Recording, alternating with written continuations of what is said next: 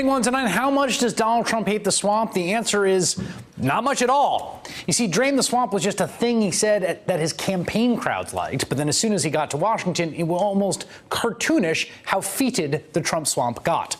His cabinet was filled with people like Ryan Zinke, Secretary of the Interior, who was in the job for less than 2 years and managed to rack up 15 investigations into his conduct.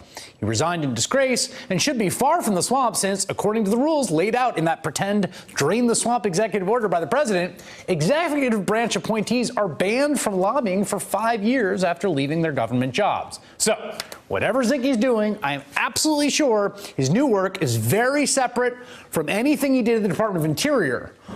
Or maybe it's with a gold mining firm that's pursuing project approvals involving the Department of Interior.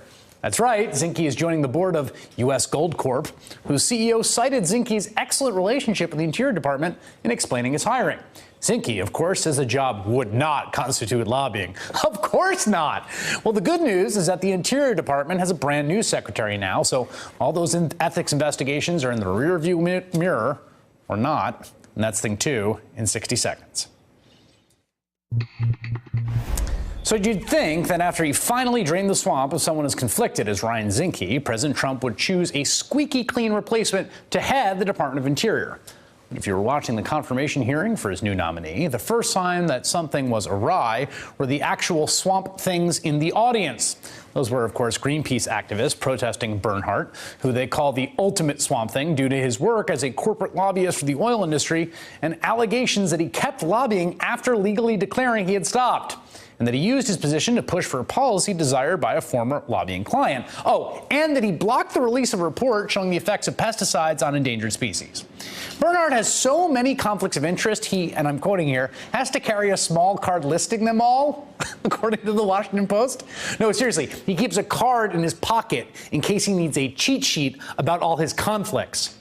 But none of that stopped every single Republican senator and a few Democrats from voting to confirm Bernhardt last week as our new Secretary of the Interior.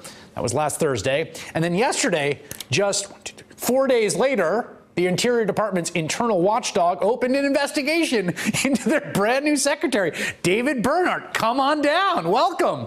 That follows requests from 8 senators and 4 government ethics watchdog groups. We need to finish exactly what we came here to do. Drain the swamp.